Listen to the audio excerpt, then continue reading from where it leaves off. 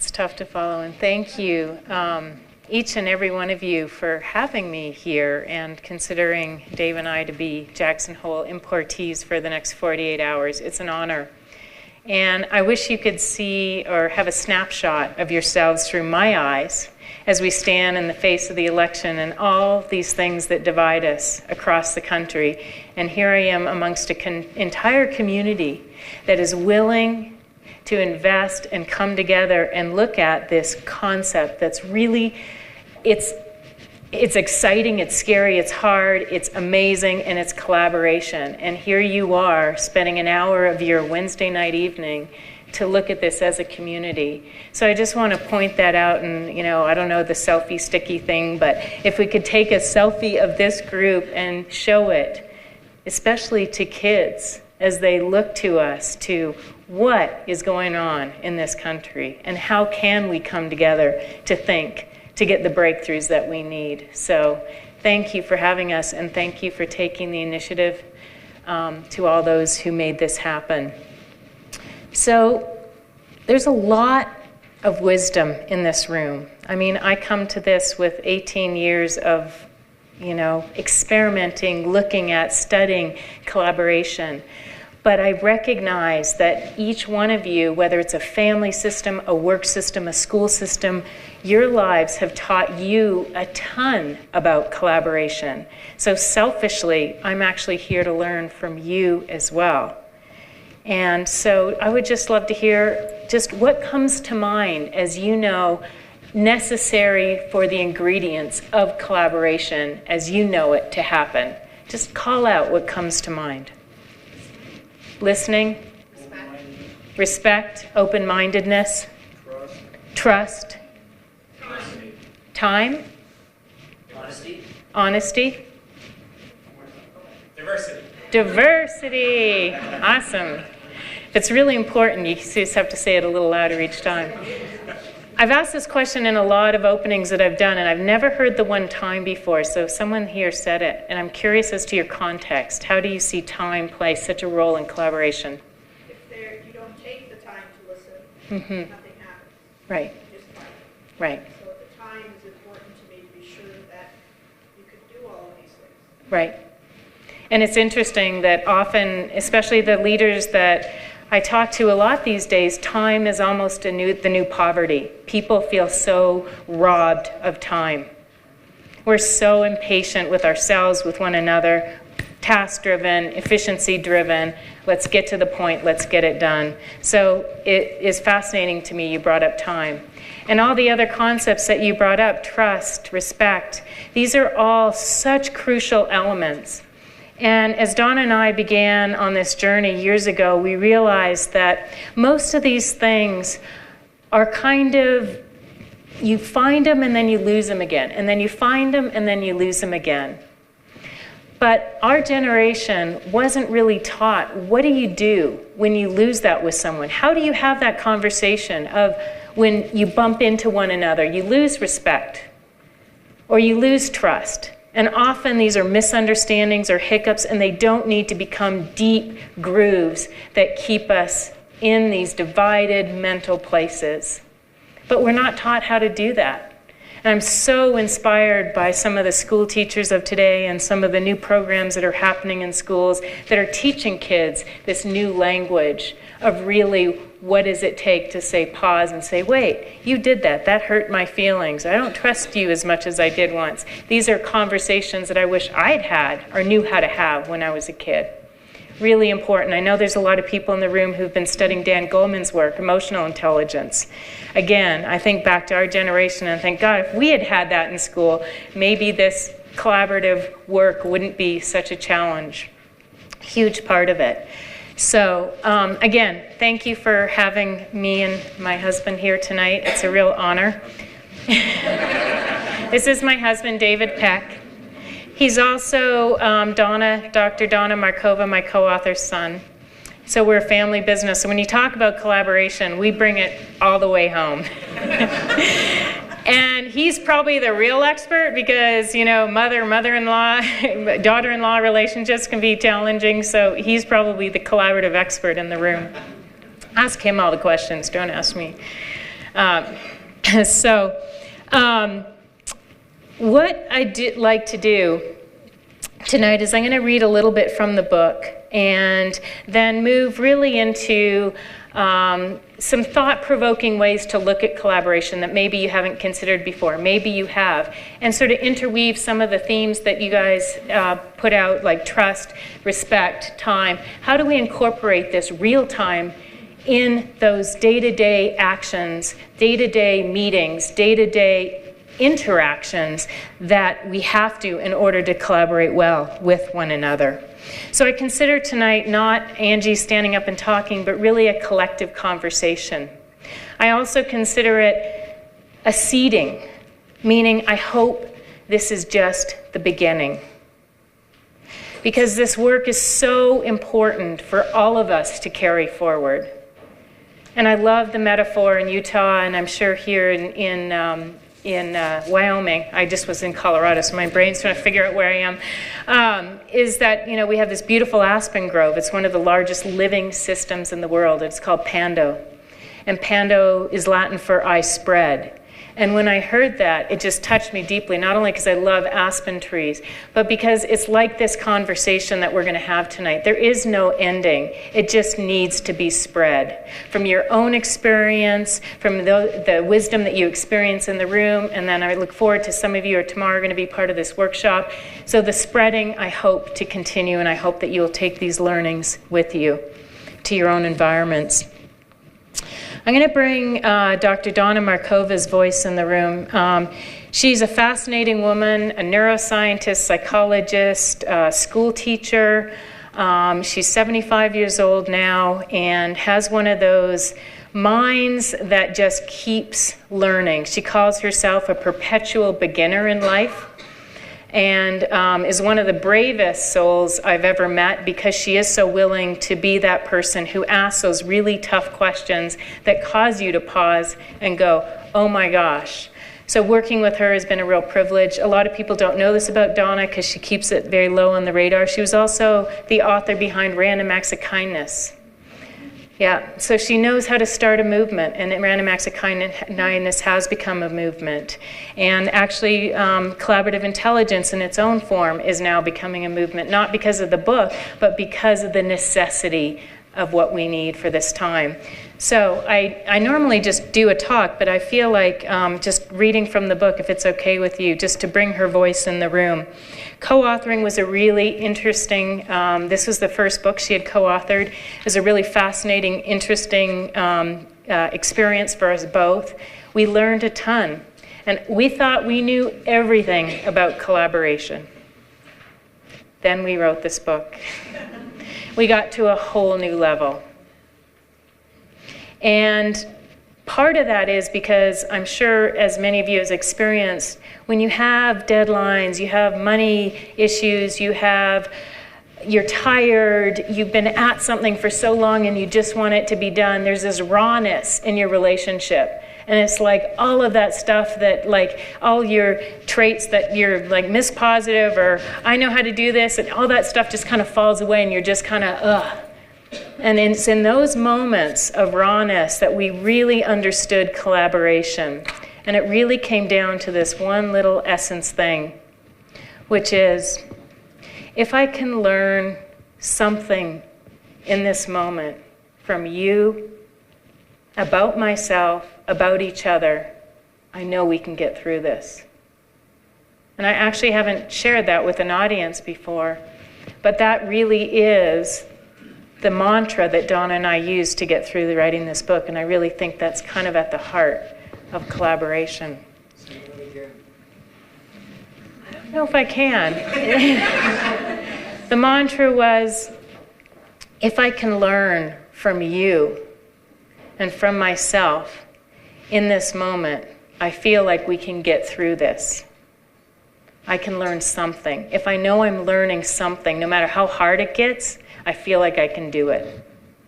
So really asking myself, and Donna would ask herself that same question, as we got in those moments where it was just damn hard, that's the question that kind of got us through. So learning is a really big part of that. And I think often, I don't know about you, but many of the boardrooms I've sat in, many of the teams I've worked with, just that like willingness to want to and be able to learn is not always available because we're really busy proving, we're really busy, trying to show up with our expert answers. And that vulnerability of, I just don't know, but I know I can learn something here. You don't always have that answer right away, but it does give you fortitude, especially in the closer relationships. And I'm sure many of you here, there's a couple of couples here, and I'm always glad to see that because those are important collaborations. I'd like to start by bringing also another colleague of ours, Meg Wheatley. Some of you may know her. She's out of Brigham Young University. She's done some fabulous work, and collaboration is also one of her major initiatives. And the quote is, I have to step by the light here. There is a new story waiting for our voice. It is the story of human possibility, of what people are capable of. And when we come together, many of us carry this story inside, but are afraid to speak it. We tell ourselves we're crazy. But in fact, we represent the new sanity, the ideas and practices that can create a future worth living. Meg Wheatley. The most significant gift our species brings to the world is our capacity to think. The most significant danger our species brings to the world is our inability to think with those who think differently. I'm now speaking as Donna, so I'm going to bring her in the room. I've been writing this book for 40 years. It has formed and reformed itself into 13 other books. It has moved me from house to house in manila folders, from the lake shores of Vermont to the mountains of Utah to the foothills of California, and now to a side of a volcano in the middle of the Pacific Ocean. It was in my mind and heart when I was 20, teaching children who were labeled as having learning disabilities in the migrant labor camps of Florida. It came back when I was in private practice as a psychotherapist in Norwich, Vermont. It resurfaced when I was training psychologists and social workers on the East Coast, in the Midwest, and on the West Coast. It nagged me when I was an advisor to the CEOs of global corporations. The need to write this book has been driven by what all of us should have been taught and never were: how to access the full range of our unique intelligence that is within us and between us. Now that I am 73 years old, I can only say, it is for this I have come.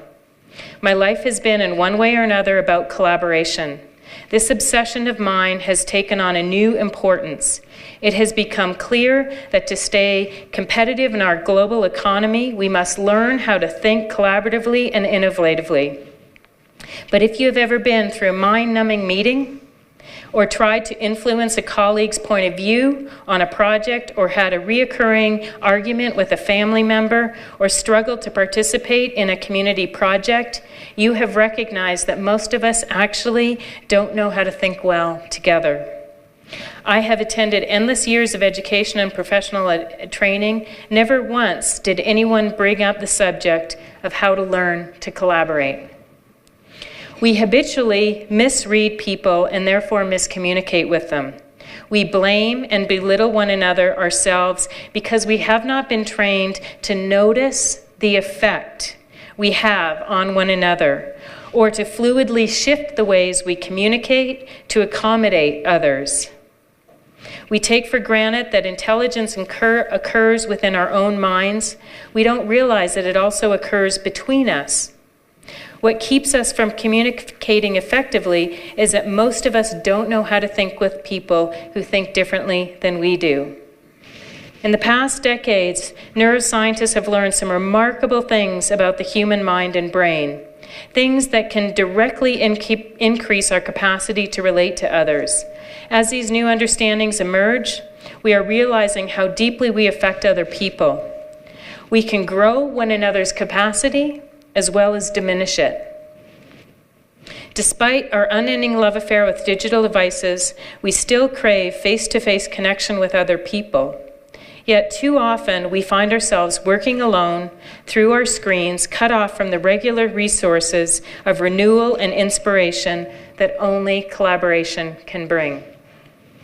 I began my career as a clinical psychologist and educator with a special fascination with cognitive neuroscience. I was trained to measure intelligence as something static, like a noun, a thing, like a cup. The experts told me that in some areas, some of us were born smart with a big cup and others not so smart with a little cup. A teacher's job was to fill that cup, or so I was instructed, while mine was being filled in school.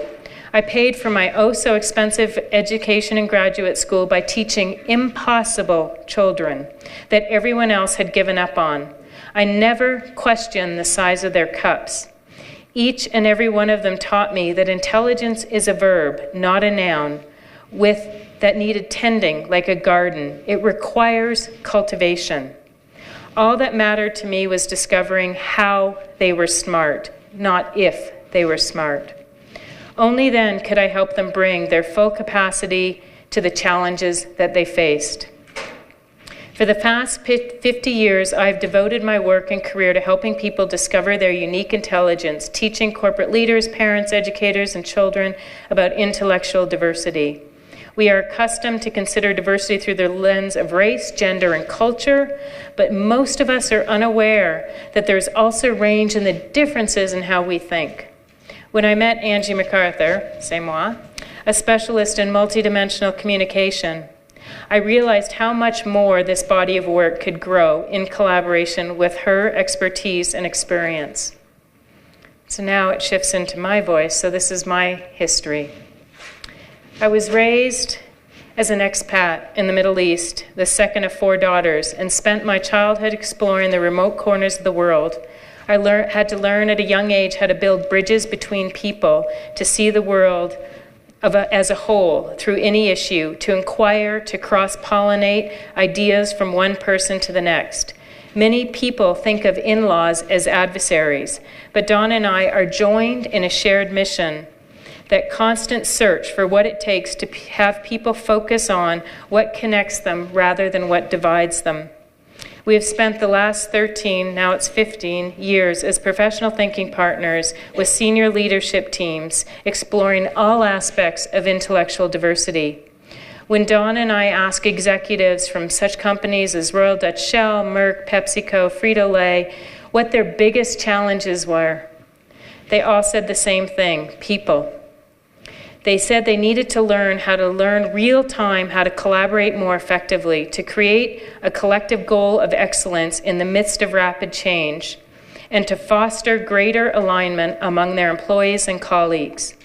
The most significant work we have done with these clients, therefore, has been to develop strategies and practices that make it possible to unleash each person's potential and to think across our habitual divides. We teach them how to maximize the value of their intellectual diversity, and we call this body of work collaborative intelligence. That's our opening of the book. This question of how do we collaborate really began for us as we sat with these teams who brought people in from all over the world to think together. But what would end up happening is arguing or collapsing. And it became very apparent to us how what we have ways in which we come together, but we don't make room for how to think together. So that's where we're going to go today. And I'm going to share today with you 2 strategies that I hope will expand and help you perhaps with your communities, whether they're in schools or offices, how to think together. This is our definition of collaborative intelligence. The measure of our ability to think with those who think differently on behalf of what matters to us all. What I'd really like to focus on is that last part of that, which is on behalf of what matters to us all. This becomes paramount. I was just in Crested Butte working with some friends there, and she's a water scientist. And she just shared that for the first time, they'd been trying to get the ski resort, ranchers, business owners to come together around all sorts of issues of the community. But it wasn't until they had this critical thing of water and water resource or water management. That was their no matter what. That was not their no matter what. That was what mattered to them all. That finally they had something that they could actually really learn to collaborate with. So often as we work with others or in engagements, we haven't quite defined that through line of what really matters to each person in the room. And until that is apparent, it becomes more and more difficult to collaborate. I just wanted to share that definition with you. The other thing that we found fascinating about collaboration is similar to how Donna described intelligence in the book, is we think of it as a destination. Oh, that was a great collaborative meeting. That was awesome. And yet it means something different for each person in the room. And we often think of it as a destination, like we got it. We're a collaborative team. But it never turns out like that. We have to think of it like a verb. It's like you find it and then you lose it again. And then you find it and then you lose it again. So a lot of emphasis in the 90s and 2000s was put on creating great teams. And those teams were great when they were just that team working and thinking together. But you take one member away or you change up the team and all of a sudden it falls apart because they had learned how to work well with one another, but they hadn't learned how to transfer that or sort of pay attention to the conditions that surround collaboration. So this is where Donna and I started to really spend a lot of our time and energy. So kind of like a suitcase of tools. What could you take with you no matter what meeting you had, no matter what engagement you have, so that you could constantly collaborate with others effectively? So it wasn't so focused on the other people in the room, but yet how you engaged with them. What tools do you have in order to help you collaborate? And more importantly, when you lose it or a team loses it, how do you get it back? How do you have that pause place where you go, things just aren't meshing here. Things aren't feeling right. Let's stop and consider what needs to change in order to get back on track. So collaboration is most definitely a verb. And what's also interesting is it's going to be different for each person here. What some of you may need in order to collaborate well will be different for other people. So it's a unique capacity. It's something that has to come from the inside out. Other fascinating thing we began to discover is social neuroscientist Matthew Lieberman out of Stanford University has been able to prove that 80% of our neural network, literally 80% of our brains, are wired to collaborate. And yet Peter Senge out of MIT, another great colleague of ours, suggests that a group IQ, when they think together, drops by 30%. This is the conundrum. And what we found is it's because we're paying attention to the teams or the people. We're not paying attention to the conditions, the environment, what creates collaboration. And we don't know necessarily how to collaborate really well with our own minds. That's kind of a little bit of what we're going to look at today. We get in our own way as much as we get in the way of each other. The other thing is that we think often of collaboration as the thing at school or the thing at home. One of the areas where we're seeing collaboration come in so strongly right now is cross-generationally. And I find this fascinating because we have so many young people who are social media experts or have a new way of thinking that businesses, no matter how tried and true, need. We're seeing young executives, 23, 24, on the same team as people in their 60s and 70s. And they are having to learn to collaborate on a whole new level. It's fascinating. So Also, family systems. There's a couple of families here today. We're a family system. Some of the most important collaborative work we can do is within our own family system.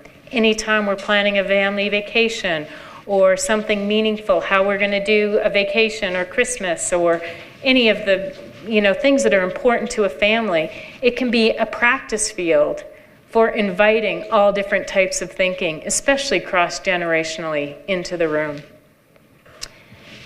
The reason we see this as so important right now is the complexity of the issues that we face are beyond anything that one mind can solve. We all know that we need each other to think. We just don't know how to make that integration happen.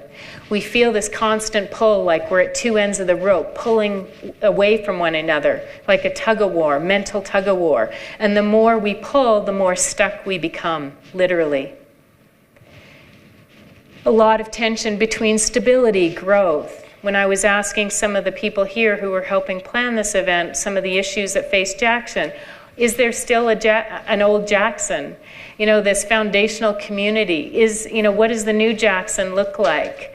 What do we know that is stable, that's true, that we can hold on to? How do we manage a lot of growth within ourselves and within our community? And again, older generations versus younger generations. These are just some of the areas I just wanted to sort of expand how we're all thinking about collaboration.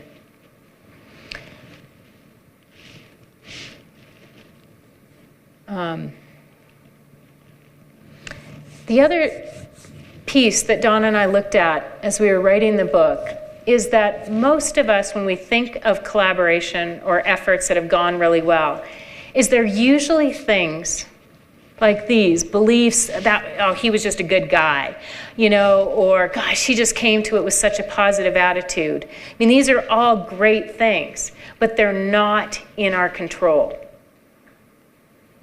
Beliefs, attitudes, personality. These are all things that just happen by occurrence. And so what we really wanted to focus this book on and this work around collaboration is what is in our control, what is in my control, no matter what meeting, no matter what family I am a part of. And so that's what I want to go a little bit more into today, are the two discoveries to help you sort of understand a little bit more about what is in your control and ways that you can collaborate with others. The other, Dave's helping me by running the Prezi.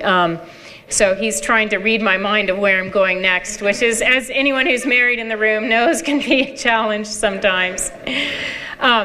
And if I haven't convinced you of how important this is yet, and you showed up tonight, so you must think it's important, is some of the latest neuroscience is so fascinating. They have been able to also prove we literally change each other on a cellular level, literally how our brains are wired depending on the people that we surround ourselves with.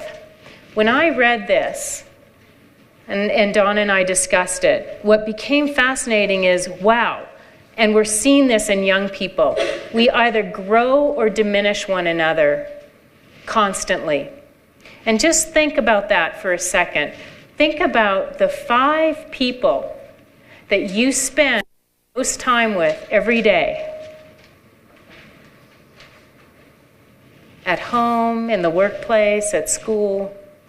And think about that for a second. Do they grow or diminish you?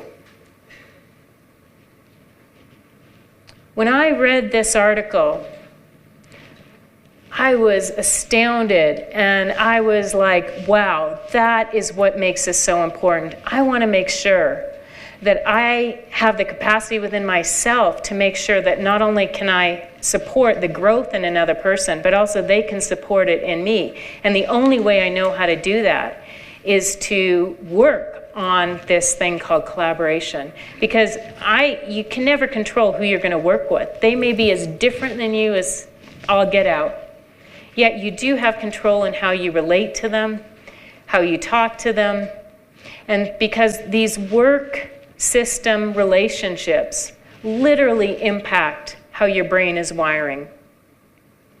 One of my clients I worked with out of 3M, after discussing this with her, she couldn't realize for the first 5 minutes of work, she was so agitated. In any email that she responded to, she was curt, she was annoyed. And then she realized the person that she had been carpooling with for the last 3 years, all they did the entire 25-minute drive was complain about the issues. She's a very positive, lighthearted, very go-getter person, and she didn't realize the impact that that was literally having on how she entered into her workplace every day. She decided to stop carpooling with that person temporarily until she could sort of ground herself back. But it's just interesting, as you know, we forget how quickly people around us influence us all the time. So let's look at some of these discoveries of collaborative intelligence. The first one is really around mindset. What is a collaborative mindset? And I'd love to do this as a physical experiment. I realize it's 6:42 at night. Oh my gosh. And if some of you want to stand, please feel free, walk around. You know, you don't need to be good students sitting and listening. Make yourselves comfortable, move as much as you need to. But I'd love to do this as a physical experiment because it drives the point home. But just shake out your hands, like get loose, relaxed. And then fold your hands in a comfortable position, like you're a good student sitting on an airplane. And you could sit like this forever. And now notice if you look down at your hands, is your right thumb on top or your left? Left? Right. It may be different for each one of you in the room. How does that feel? Like, could you sit like this for a long time? Does it feel relaxed, comfortable? Consider this your habitual way of thinking. Now unlace your hands and relace them in the opposite way. So if your left thumb was on top, now put your right. So this is non-habitual. How does it feel? Like the wrong place, the wrong shoe. Feels like the wrong shoe. What else comes to mind? Awkward? Uncomfortable? Yeah. What are other people experiencing? I want to change back. You want to change back. Fast? Are you out of time? Yeah. Yeah. It's new, so I like it. It's new, so I like it. Interesting. It's more curious. Yeah, it's more curious. You and Donna are like soul sisters. So I want you to go back and forth between habitual to non-habitual. Will I ask you a couple of questions? Which way feels more safe, habitual or non-habitual? Habitual. Which way do you actually feel and have a sensation of your own skin and like your hands sort of have a sense of aliveness? Non-habitual. It kind of wakes you up a little bit. This is what it's like to think with people who think differently than you do. It's non-habitual. And we so desperately, the hardest part is between realizing that you're in a non-habitual way of folding your hands and you quickly want to go back to habitual because it feels so much more comfortable. So, when you're thinking with someone who just has a different opinion, a different thought, a different way of considering the world, and I'm not saying this comes across elegantly. It may come across as a sharp comment, it may come across as an agitating something out of the left field, but it kind of goes like that. The thing is that that's how our brains are meant to learn. Discovery and that awkwardness of, oh wow, I didn't know I had skin. It kind of feels funny. It feels new. She said she liked it. That's a great mind. So as I'm in meetings or working with people and I find myself going back to those habitual ways, or even my poor husband who's always having to deal with this, where I'm like, oh, there goes Dave again, just doing that thing. And I make those quick assessments, those habitual ways of trying to pre-imagine what he's going to do, or pre-imagine what he's going to think, or you just think, oh, that Donna again, or oh, that person, they're just going to... These are all habits that continually keep us restricted and smaller in our thinking. Donna calls them mental girdles than they need to be. So I unfold my hands and refold them in the opposite way, kind of like visiting a new country. You're just a little bit more awake. And it's something that we have to create our own triggers to do the more that we're with people that we work with on a day-to-day basis, because we're so habituated into thinking in the same ways. The other thing I want to point out with this experiment, and we're going to go deeper for those who are part of this workshop and tomorrow, is this piece between habitual to non-habitual. There's this confusion. Like, where did my hand go? We don't like confusion. Our brains do not like confusions. Our brains are meant to be very efficient. We do things over and over in repeated patterns because it's efficient. However, in order to discover and learn new things about ourselves and each other, we have to be in that confused state. And I can tell you, when you bring up the word confusion to people, they almost like shudder. If you say, I'm confused, you will have 20 people run to help you get unconfused as quickly as possible so we can move on in time, right? The thing is in that confusion, if we can remain a little bit more patient, a little bit more elegant with one another, give space for that confusion, then perhaps we can get to some of the innovative and fundamental changes that we need so desperately. So one of the pieces I'd love to impart with you on the night, next time someone says confused or you're confused and you say it with pride. I'm confused. Hold on. And allow the space for that to be worked out. Not to get to an answer, but in that confusion, explore it. And one of the things we're going to look at tonight is this model of inquiry, to explore confusion with a intention from angles in which you may not consider.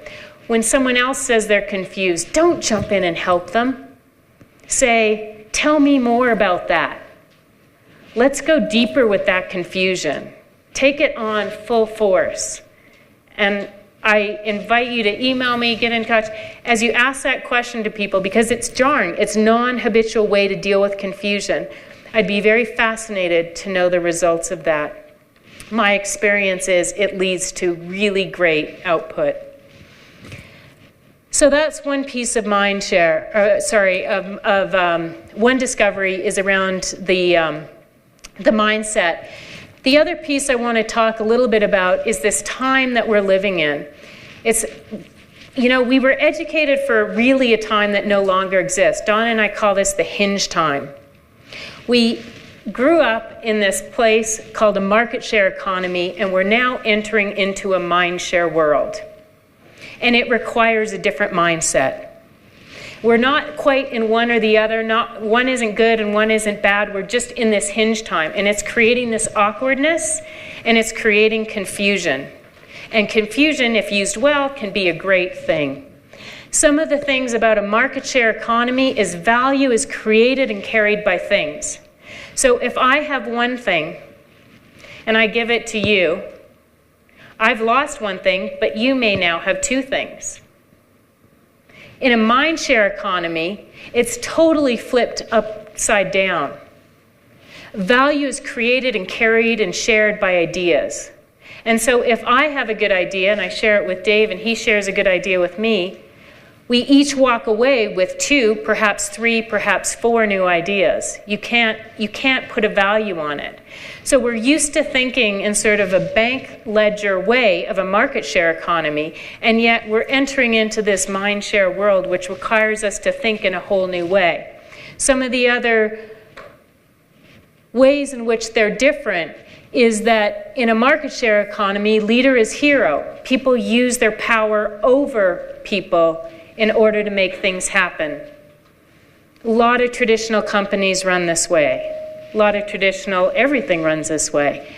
In a mindshare economy, leader is more as a host. They use their influence with one another to create connection.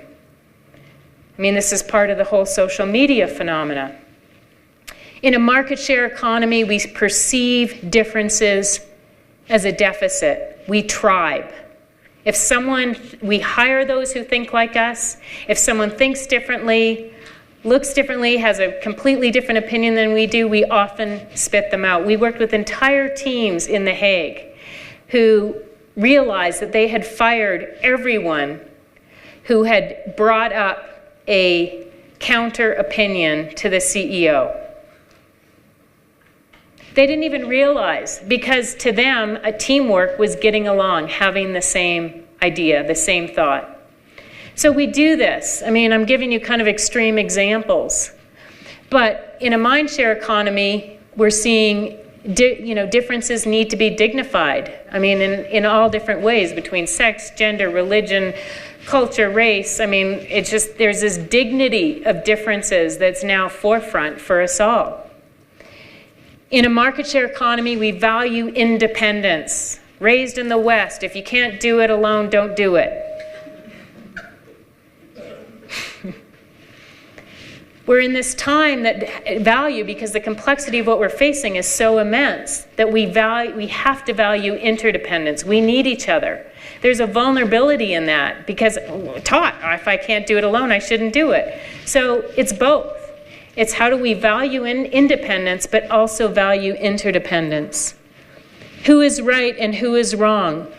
Google did this study, and literally, if you put a question into Google, unless it was answered in 0.4 of, I don't even know how to say that number, 0.4 of a second, 0.4 of a second. Math was not my strong suit. They would leave the site. We are so desperate for answers because we're given awards for that. We're given promotions for answers. Again, it's back to this whole confusion thing. But in a mindshare economy, we're looking at what's possible. So one of the great men that we work with, Al Carey, CEO of PepsiCo America, his quote really touches me, and it says, "The next great leader of our generation is going to be the team." And to me, that sort of signifies the value of what we need as independence. If this really interests you, this difference between market share and mind share, Donna and I wrote a manifesto that was published, and I'm happy to provide that to you. It's digital as well as a printout, and it goes sort of more deeply into that. It looks like this: thinking our way out of darkness. So if you want to share that difference of market share. If nothing else, those who do work with a lot of millennials in the room, it's a really interesting platform to bring discussion, because they see this whole mind share economy. And if you don't think it's here already, think of this. Right now, Uber and Airbnb are outbooking most traditional companies. So Airbnb in any one given night is outbooking more rooms than all the major hotel rooms, Hilton, Marriott combined. And yet they don't own a single piece of real estate.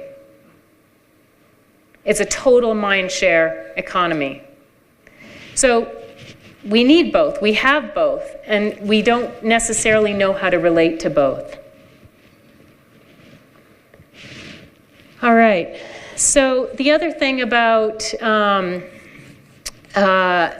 collaboration, back to collaboration, and part of this mindset, is that Malcolm Gladwell, probably many of you here are familiar with his work, is that he claims that we make a judgment on someone in 0.1 of a second. This is a real impediment to collaboration, because our first snap judgments of people are so often wrong, especially because we don't necessarily get to read the whole picture or read the whole story.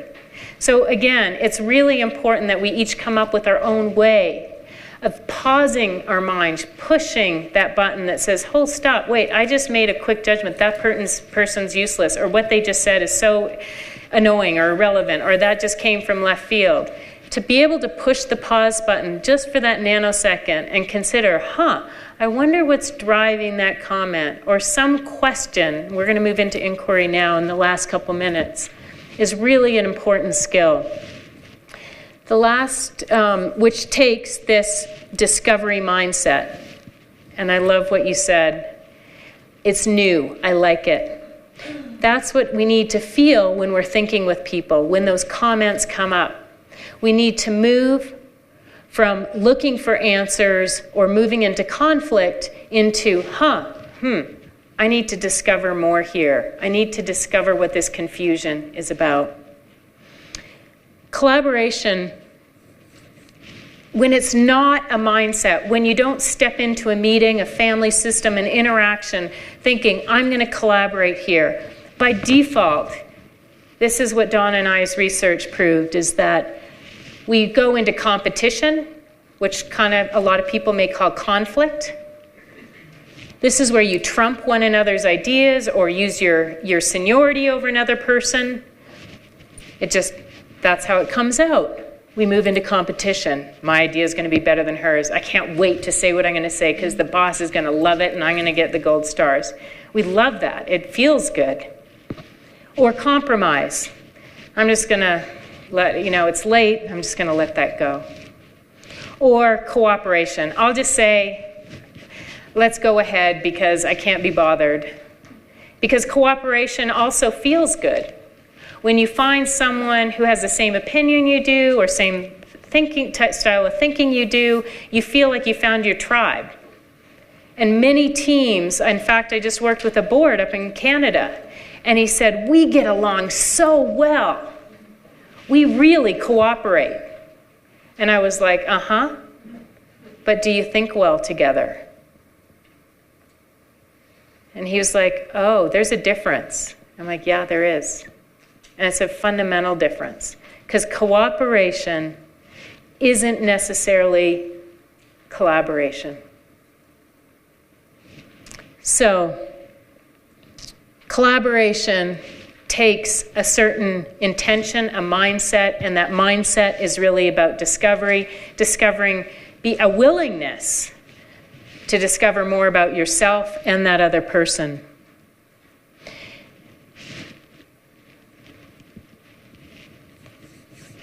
When I talked to Julia today, she said a lot of what happens is things turn into conflict. So I wanted to put up this formula because to me it really helps. Conflict, depending on how you relate to it, can feel awful, it can feel fine. To some people it's just a heated argument. We all have a different relationship to conflict. But conflict without discovery is like this. Conflict with discovery allows for some potential for collaboration to happen. Conflict without collaboration is unbending, unwielding, unmoving, stuck. Competition with some sense of discovery about the other person, about those that you're thinking with, has the potential to perhaps come up with insight and collaboration. The next, I think I'll leave this. So actually go back there just for 1 sec. Yeah, sorry, I know people are probably getting dizzy, like, whoa, someone else has the remote. I just want to do a brief time check on people because we were going to end at 7, but I can go for another 15 minutes if people are in. I just want to give those permission if people have babysitters or other things, because I just want to make sure that I'm not going in people's personal time. Okay, great. But okay, all right. So again, we can send this to you as a PDF. This is in the book. How do you measure collaboration? How do you make it a measurable thing within your teams or even your family systems? This is what we spent years researching. These were the 10 ways that we look at. We have teams do this before, during a session, after 3-month intervals. And so these may not be the perfect questions for you, but it may be a launch pad for you, because until we make these things measurable, we don't know how to evaluate different teams, how they're doing in collaboration. We don't even have a language to come into a room and say, are we collaborating well? Well, what do you mean by that? Does that mean we're getting along, or does that mean... So using definitions, having these conversations with your team, and then these questions, are you able to contribute ideas really easily?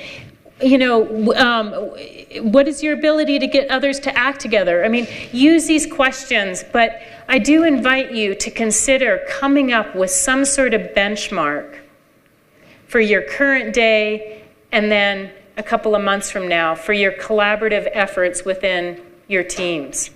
Because even asking these questions starts collaboration. It's like putting fuel in the tank. All of a sudden, people's radars are like, oh, this is important. Just like bringing everyone here tonight is a stake in the ground. It's saying collaboration's important to this community. It's important to us as individuals. So even that is a huge step forward in this larger conversation. So this is the assessment we use. And again, I'll make it available to you and hope that it helps support you with the actual data moving forward. When we did this with FedEx most frequently, you can begin to pinpoint exactly where teams are really struggling. And it's amazing because often the boss of that team was like, I didn't know that was a problem. Because it was never asked before. It's not a leadership fault. It's, people take it personally. It's not personal. It's just it wasn't on the radar before. So part of this is also to get it on everyone's radar. So it's something we can collectively work on. So that's the assessment. All right, now on to the next discovery.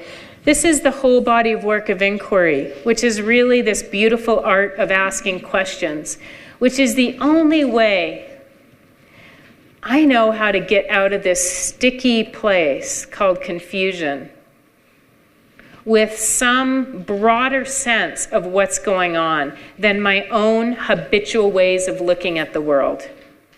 We're all creatures of habit. We come with our own stories, we come with our own influences, we come with our own biases, we come with our own everything. And so inquiry is that beautiful art of just asking questions, and the way that we differentiate our style of inquiry is they're questions that are really authentic to you, and they're ways in which they're things to which you possibly could not know the answer to. If I ask you, are you wearing a green sweater? I kind of know the answer. Like it's not, that's not really inquiry. But asking you, does that green sweater really make you feel bright and alive? Like it makes your face shine? That's a question that I don't know the answer to, but I'm really curious. So it's using questions in a way that evokes out of the other person, or even yourself, answers to things that sort through that confusion. The fascinating thing is that each of us have sort of a bias of ways in which we approach challenges. And some of this work stems from a great man called Ned Herman, who some of you may have heard of. He was the head of training in HR at GE for years, and he wrote a wonderful book called The Whole Brain, or The Creative Brain? Creative Brain. So he and Donna partnered because they were both looking at the same question for years, which is how do we grow human capacity? So he was looking at 4 different ways in which we grow human capacity: analytic, innovative, procedural, and relational. And I'm sure this will sound very familiar to many of you. This is the handout that we did, the compass. And what Donna and I started to look at is if you have a propensity to think from 1 or 2 or possibly 3 or even all 4 of these quadrants, is you tend to show up to a challenge from one of these places. So, for example, I have a lot of innovative thinking. So the first thing when Dave offers me a challenge or asks my opinion on something, the first thing I do is try and generate a new idea. It sparks my mind. It makes me feel alive. It's like where I want to know an issue from what's possible. He, on the other hand, asks procedural questions. How are we going to get that done? How are we going to pay for that? What's our timeline? What's our budget? if we don't know this about each other, and we didn't when we first got married, you know, you can have a tribe club. We actually were building a house, and this is before we started really diving into this work. And I'd read that couples break up over building a house. So I thought, I'm going to do some homework, and I read books on how to have a healthy relationship while building a house. And it said, first thing is stick to the budget. Okay, so we stuck to the budget. And so, but we were in the process of building the house, and every time the house would come up, Dave would get more and more stressed, and he'd like, and I felt it was like not the cool thing I wanted to be talking about. And then it dawned on me, because every challenge the builder would come to us with, I would have a new idea. And Dave thought he had to actually make every single idea I had happen.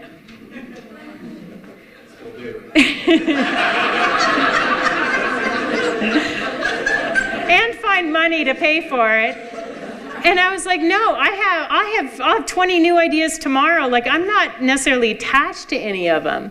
But I didn't realize the stress until, like, and so when someone shows up with questions from a different area that's natural to you, it can feel like irky, or like, oh God, they're raining on my parade, like, or that they're such a stick in the mud, or we have all these condescending ways in which we relate to that thinking. And so this compass, what it's meant to do is literally, we need all four directions. You know, we need to be able to travel in all four directions. Is any presentation I'm putting together, anytime I'm in a meeting and I don't have my husband's lovely brain to help me think, is I consider that issue from all four areas. Because without that, I have blind spots. And we call our company Professional Thinking Partners because Donna, from a very young age, when she was in graduate school, realized that without inviting people to think with you who think very differently from a different place, you never get a perspective that you really actually need in order to solve a problem. Without Dave's thinking, I can't even tell you what a mess not only our personal but our business life would be. He is like the keel of our boat. He is the one that keeps us stable. Donna and I will have a new idea, and he's like, we've already done that. But the new is so more exciting. Look here, you've already written it. In fact, you just wrote it 6 months ago. You don't even need to write it again. It's right here. He remembers the past. He remembers. And he uses the past to inform the future. I forget everything of the past. Donna uses the car analogy. He's like the rearview mirror, I'm like the headlights. But we sit in the middle together and we find our way. But again, I'm using it in a joking way, but actually it's a very serious topic when someone comes from a completely different place. We see this a lot in teams, especially in the relational quadrant. You get, they put the token person who's from HR. There's an HR person here. They're supposed to be the people concerned about the people, right? And yet, the moment they talk up about the people, we don't have the budget for that. We don't have the time for that. I'm not saying at St. John's, because I'm sure you guys are immensely talented in this area. But in many companies, it's that perspective. They consider touchy-feely or the soft stuff or the unimportant things. And yet, we're seeing in millennials, and another colleague of mine in charge of all hiring for 3M, their biggest concern, people coming on board, isn't money, isn't all these things that we are trying to hire people with. It's how does the workplace feel?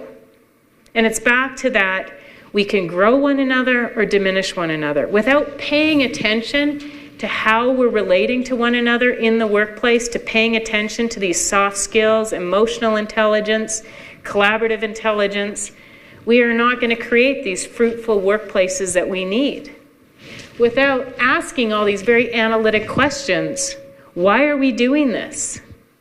A lot of companies they have a lot of innovative or procedural thinking and not a lot of analytic thinking sometimes. And so they have an idea and execute on it. We saw a whole company, Bolthouse Farms, CEO he was all there. And he had very strong backup here. And he had an idea a day. We're going to try this drink. We're going to try that salad dressing. Let's go into this market over here. And his whole team was so busy executing. But they didn't have, because they had spit them out of the company, because anytime anyone would say, pause, we need to understand more about all these ideas. We need to put them through an algorithm, vet. We need to spend time in analysis here. That stopped the train. They didn't want the train stopped. So we do this, as companies, as teams, as individuals, we spit that thinking out. And it's ironic, Donna always says this, is that if it's not, you're going to give birth to the exact opposite that you are. So she's very innovational, and she never understood Dave's need for routine. From age 6, you got yourself up on the school bus to school, made your own lunch, 3, from the age of 3. And she constantly was, just thought he was I won't use the words, but anyway. So what I'd like to offer you to do in just the last couple of minutes is think about a person with whom you're kind of at that place, I'm stuck with them. I'm not sure I know how to collaborate with them. And just use the compass, and just with the person next to you or around you, think about, where do you come from? Where do you know you just go, I love asking questions from this domain. What are your biases? And then also, what are your blind spots? And then think of that person and think, what perhaps are their biases? What perhaps are their blind spots? And I can tell you that we often rub up against those where we have our blind spot. So I invite you just to move into conversation with one another and just consider that difficult person that you may be doing this with. And just consider that through the lens of the compass. And so let's just take 5-6 minutes and do that.